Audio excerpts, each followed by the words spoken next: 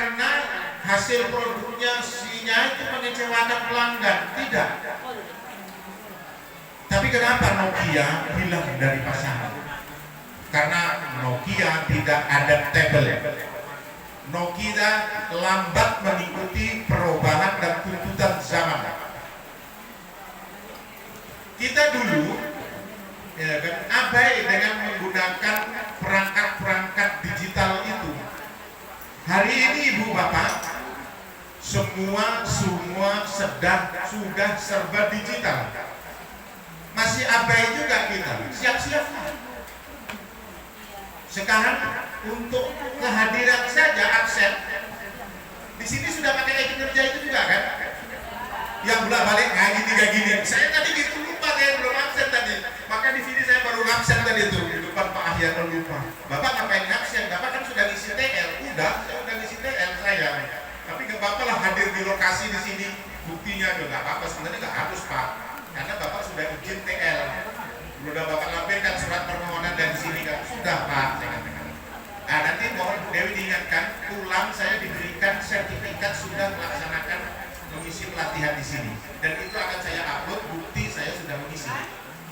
Atau kalau tidak sertifikat saling mengisi yang menandakan Bapak sudah itu butuh kita, pelatihan. kita butuh dia, saling Nah, mengisi. itu nanti akan saya upload di TL saya itu. Cobalah hari ini sudah seperti itu Bapak Ibu. Abai juga kita mengisi SKP. Bagaimana mengisi SKP?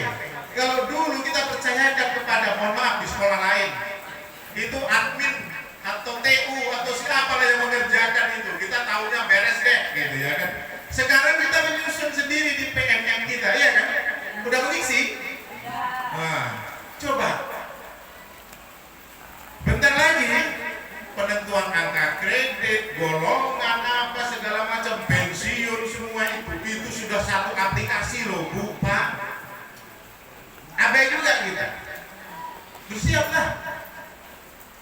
Begitu mengakhiri masa tugas kita tidak dapat hak apapun. Karena apa? Dianggap tidak hadir, tidak melaksanakan tugas, tidak melengkapi berkas-berkas itu. Sistem itu nggak punya perasaan Pak. Dia yang ada dibaca, yang nggak ada yang enggak. Hari ini laporan diterima, selesai. Tadi udah pada absen belum tadi kerja tadi yang mangap inget gitu. Ya, saya jadi ngapain nambah absen aja Bang, udah TL ini. Ya tapi nggak apa-apa lah, biar tahu aku udah di sini nih. Nggak mungkin di hotel tadi absen. Itu Bu. Saya lebih banyak TL-nya sekarang ini daripada ini, nanti mana gitu. Itu saya jalani. Maka target saya jauh di atas. Kalau minimal hanya 32, saya bisa melebihi berkali lipat dari situ. Ya karena ya sekarang itu Bu, penilaian itu. Ke depan semua aktivitas digital. Pembelajaran pun Pak, anak yang kita hadapi, anak Gen Z. Anak Gen Z dulu, saya udah pernah nyampaikan belum ciri-ciri anak Gen Z itu? Kecenderungan itu, sudah ya? Belum. Nah ini saya ingatkan kembali. Mohon maaf Pak, saya agak banyak ini. Jadi saya agak lompat-lompat ya Pak Bu, sebelum masuk ke materi. Ini yang kita hadapi itu anak Gen Z. Hari ini aja kita kerjaan, saya udah gak pakai laptop lagi, udah kuno itu. Udah saya pakai ini. Saya berharap tadi udah ada smart TV di sini. Kalau smart TV udah connect aja. Tinggal dari sini. Bapak Ibu, kalau Bapak Ibu ke CTF, sekolah saya itu sekolah anak miskin itu Bu. Muridnya 100% dari keluarga nggak mampu. Disurvei, banyak juga yang dari Sidempuan di sini. Masuk ke situ syaratnya harus sangat miskin. Disurvei ke kantor desa, ke tetangga, ke rumah bersangkutan. Yang ketiganya memang harus bukti nyata datanya itu memang orang miskin. Kalau enggak nggak bisa masuk ke tempat kami. Nanti di ranking 100 termiskin. Mendaftar itu lebih dari 2000-an tiap tahun. Tapi yang kita terima adalah hanya 100 orang ranking termiskin nomor 1 sampai 100. Kami nggak pakai lagi kayak gini, maka nggak balik-balik ini berapa Bu? Ini 650 watt ini. LCD proyektor itu.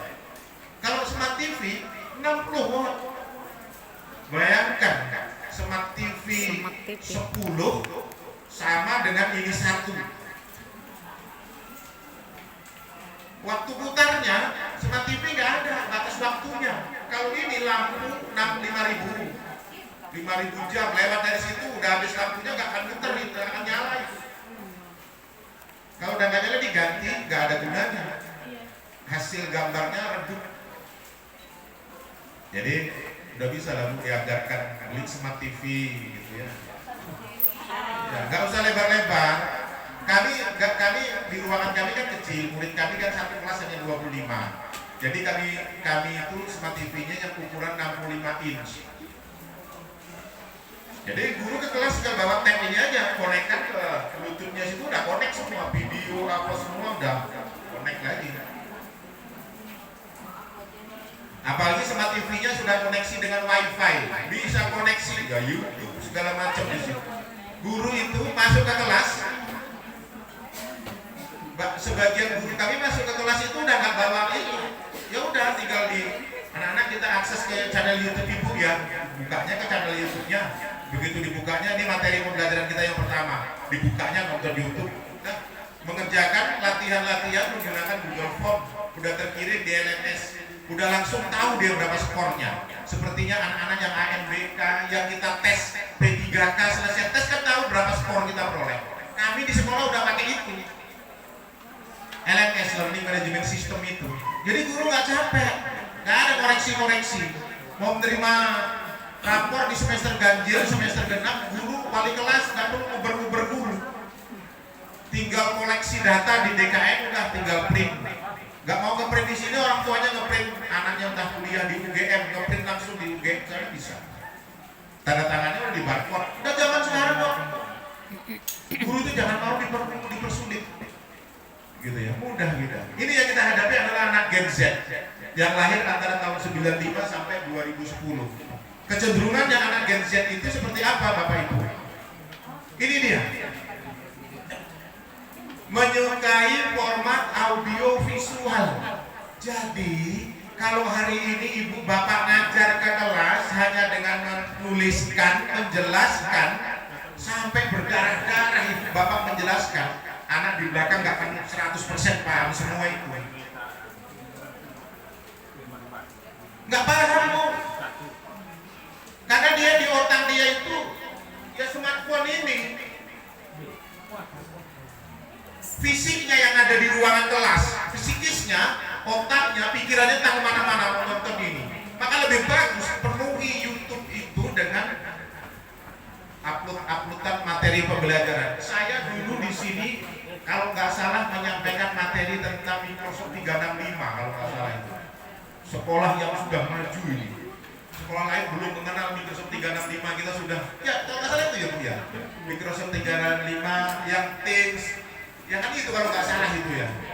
Iya. Jadi kita tinggal selangkah lagi buat Learning Management System (LMS).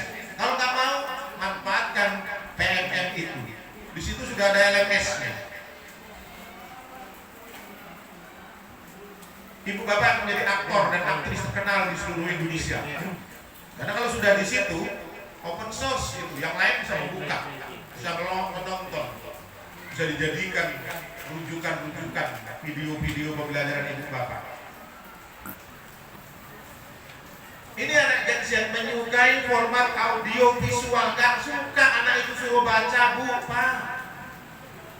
Jangan salahkan anak. Kita aja gak suka baca, kalau nggak percaya kirimlah WA itu yang scrollnya sampai 3 kali, pasti di skip. Atau kalau enggak, udahlah, simpulannya apa sih gitu ya aja.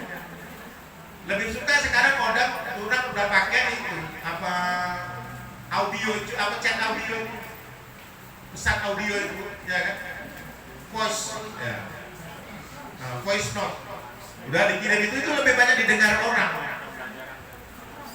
itu Bu. Kalau voice di tempat umum mendengar voice note sudah bisa transfer dari voice ke write gitu ya kan, ke tulisan. Udah tulisan muncul gitu ya. Udah kan jauh. Ini anak Gen Z. Anak Gen Z itu bergantung pada teknologi. Nah kalau pembelajaran kita masih manual-manual, anak secara fisik patuh di sini, tapi psikisnya, pikirannya nggak bisa kita paksa di sini dia. Entah dia batin kemana-mana dia, batin sudah jalan sudah sini, nggak asik buat dia. Makanya di pembelajaran di kurikulum Merdeka salah satu adalah pembelajaran berdiferensiasi itu. Kita fasilitasi anak untuk belajar sesuai dengan minatnya, kecenderungannya, mau pilih di mana dia. Diferensiasi konten, mana yang konten buat dia penting itu dikejarnya. Yang konten atau materi buat dia tak terlalu penting, jangan diharap dikejar. Maka nanti penilaiannya, produk yang dihasilkan itu juga beda-beda. Karena fokusnya beda-beda. Itu di kurikulum Merdeka dan itu lebih maksimal. Anak CTF, mohon maaf Bapak Ibu ya, saya nggak pamer-pamer banget. Tingkat kelulusan kami 100% tiap tahun.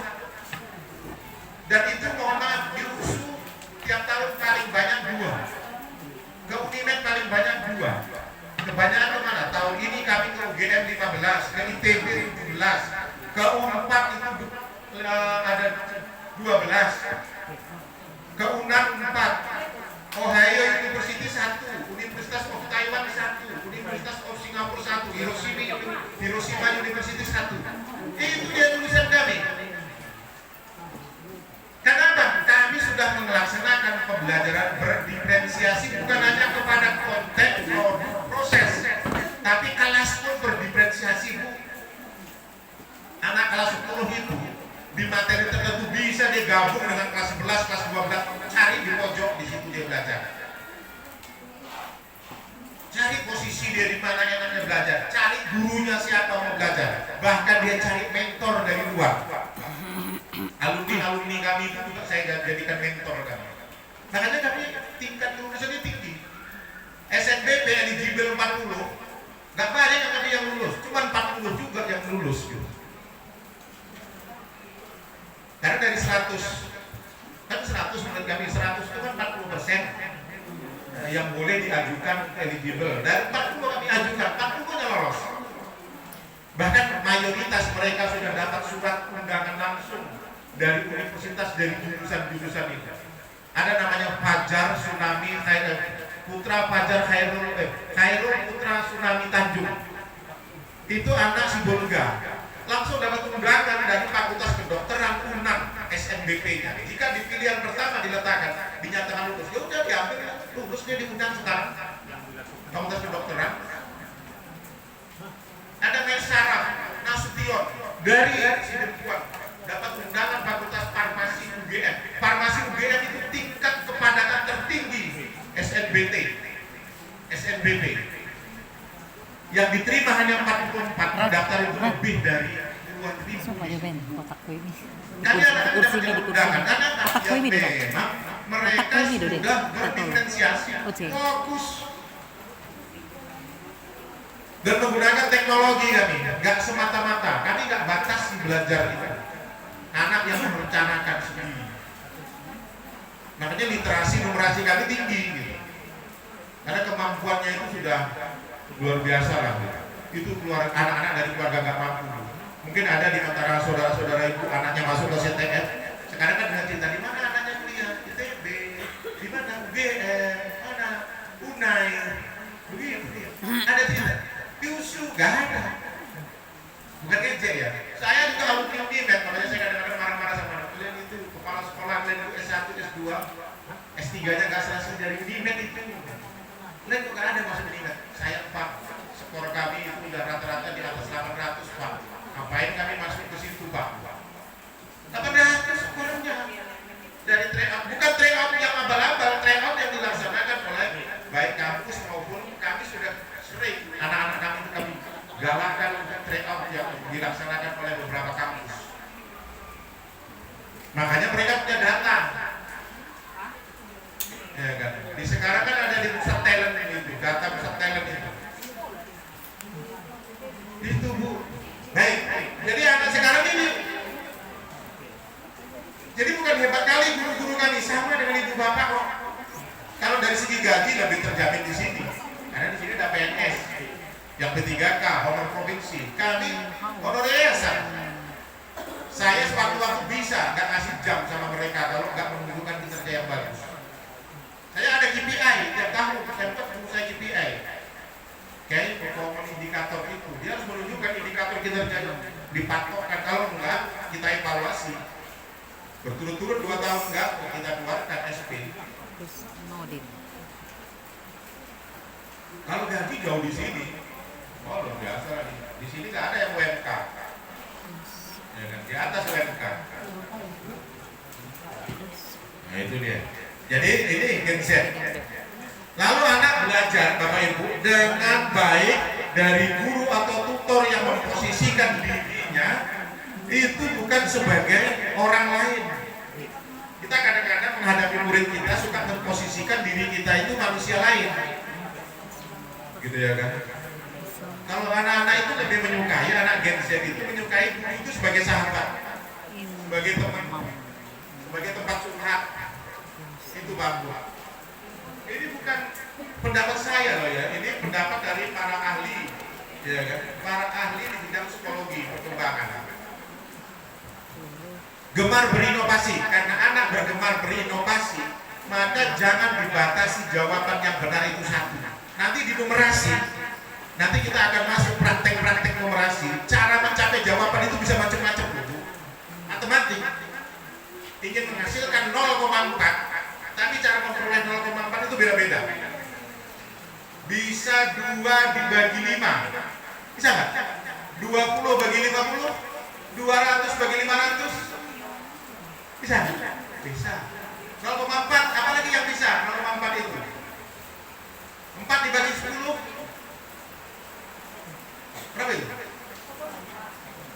40 bagi 100, sama. Tapi selama ini kenapa kita selalu 0,4 itu jalannya harus sama seperti yang ada di textbook? Itu yang salah itu. Karena anak sekarang ini benar berinovasi.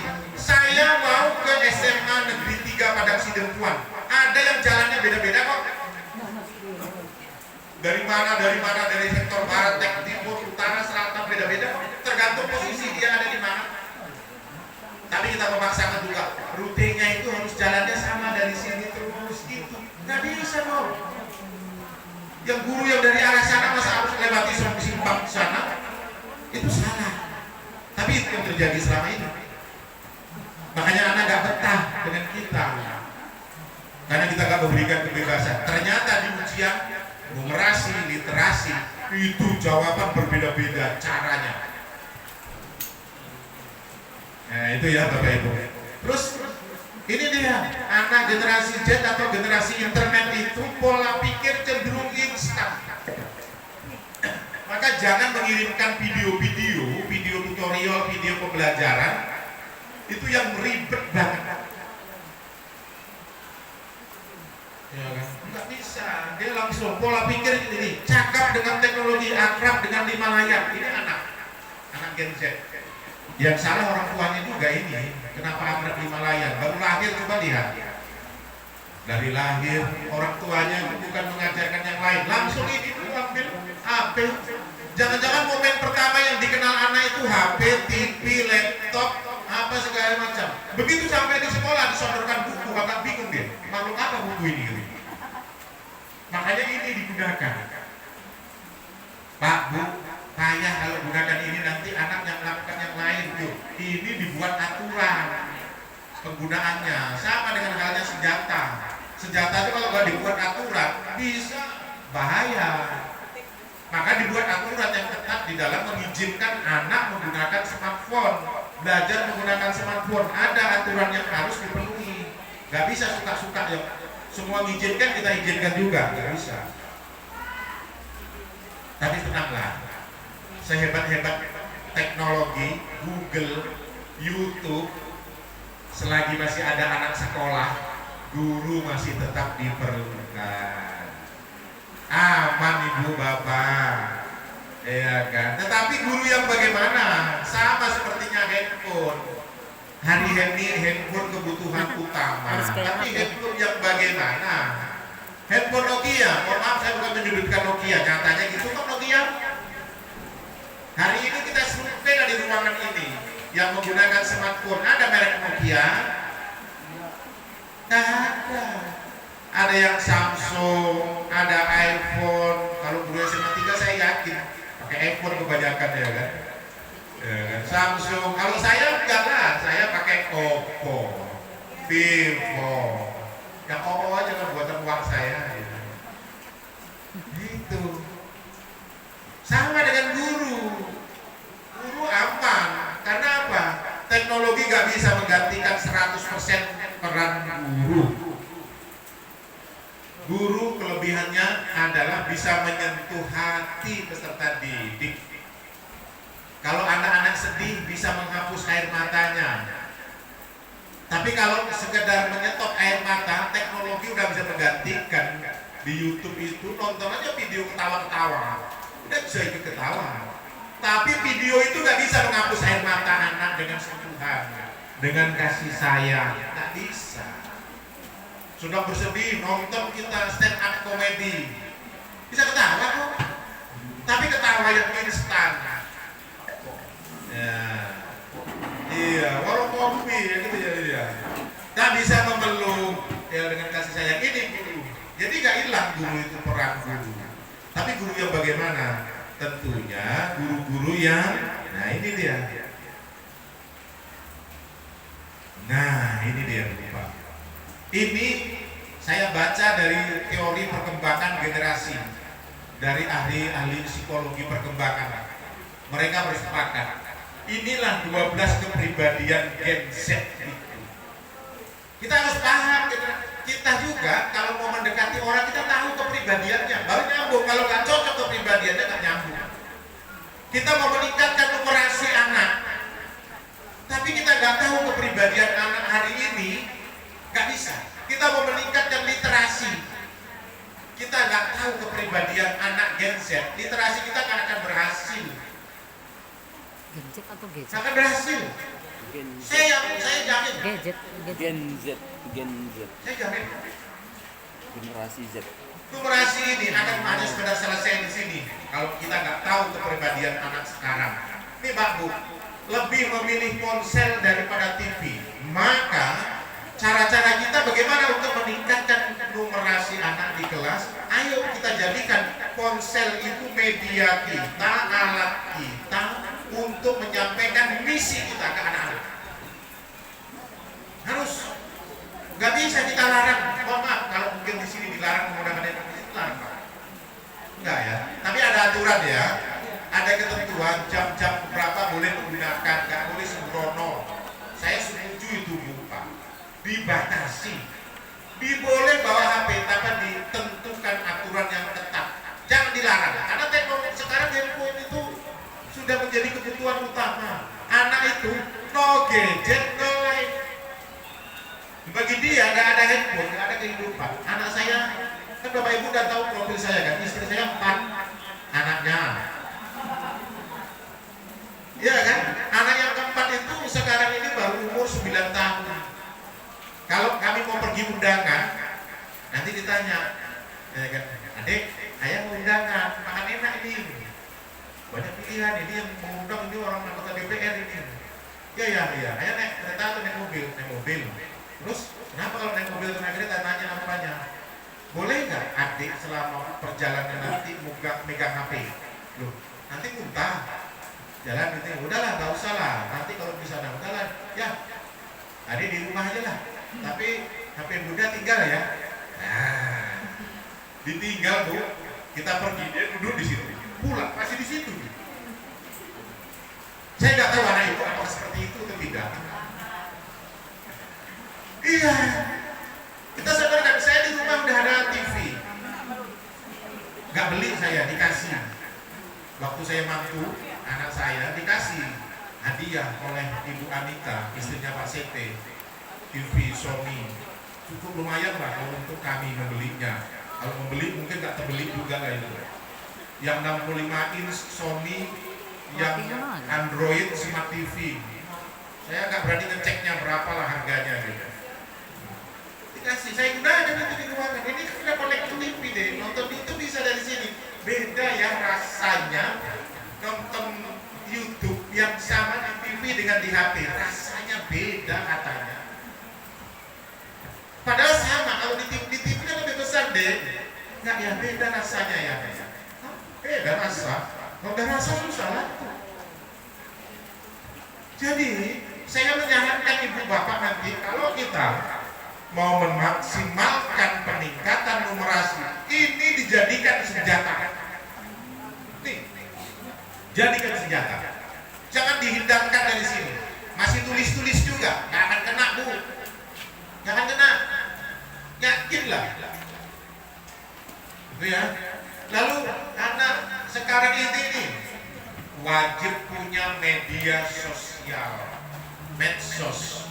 Setidak-tidaknya kita harus punya grup WhatsApp dengan murid-murid kita, entah secara global atau per kelas. Kalau dulu saya menyarankan di Microsoft Teams itu kita punya grup. Saya udah ngajari dulu buat grup kelompok-kelompok. Ada pernah dipraktekkan di sini, ada beberapa yang udah caranya menginputkan dan sebagainya. Lupa ya bu ya? Lupa lah. Ya. Padahal itu, wah, ada Microsoft 365 itu. Saya mau memperoleh sertifikatnya itu mahal loh bu. Saya langsung dari Amerika itu memperoleh sertifikat Microsoft 365 itu. Diikat saya mandiri. Saya bagikan ke sini kesempatan waktu itu. Oh sekarang diminta lagi, udah pakai ini aja lah. Wajib medsos ini aja. Punya grup-grup WhatsApp. Besok pagi, malam ini, besok mau masuk materi pelajaran tentang apa? Malam ini sudah kita kirimkan link channel YouTube kita supaya anak menonton channel YouTube materi kita. Anak-anak, besok materi ibu tentang titik-titik itu terintegrasi dengan numerasi ya bu. Anak-anak, mohon dipelajari ya. Video 1 adalah pengenalannya, video kedua. Video jangan lama-lama putarannya bu, jangan lebih dari 5 menit. Kalau lebih dari 5 menit, downloadnya lama, nontonnya lama, anak jenuh. Anak sekarang instan. Kita kalau nonton aja udah terlalu lama, skip. Iya kan? Saya mengupload materi yang sama. Saya selalu uji coba itu. Materi yang sama. Contoh saya materi tentang wasiat ayah kepada anak. Materi tentang wajib melaksanakan sholat. Itu waktu putarnya 3 menit. Satu saya upload ke channel YouTube dalam bentuk video full 3 menit. Setelah saya upload 1 hari, itu yang nonton waktu putar itu kan lebih dari 30. Iya. Tetapi begitu materi itu saya potong-potong dalam bentuk yang waktu putarnya 1 menit, kan ada pilihan di channel YouTube itu, pilihan uploadnya dalam bentuk video atau yang dalam bentuk apa, satu lagi lupa saya. Nanti saya buka itu dari sini. Itu dalam waktu 1 hari ada yang sudah mencapai 2.000, ada yang mencapai 1.800. Kesimpulannya berarti orang kalau udah waktu menonton lebih dari 1 menit itu di skip, nggak akan mau ditonton itu. Jadi dari situ saya berani menyarankan ke ibu bapak kalau membuat video-video pembelajaran, video tutorial jangan lebih dari 5 menit. Buat waktu putar itu antara 1 sampai 2 menit itu cukup.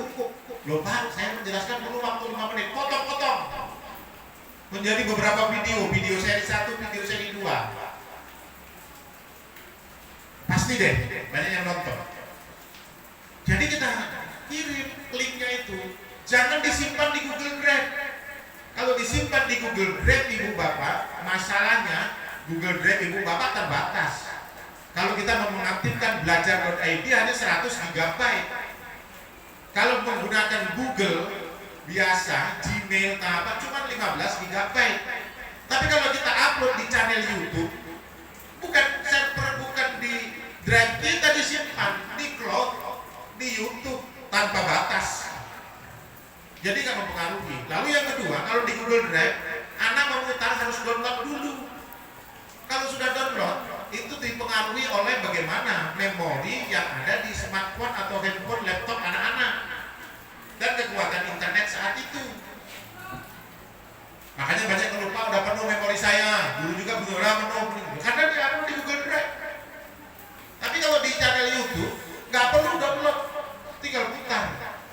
dia waktu mungkin kesempatan lagi di daerah yang hotspotnya bagus, dia di dalam bentuk download file, tapi tidak tersimpan di handphone.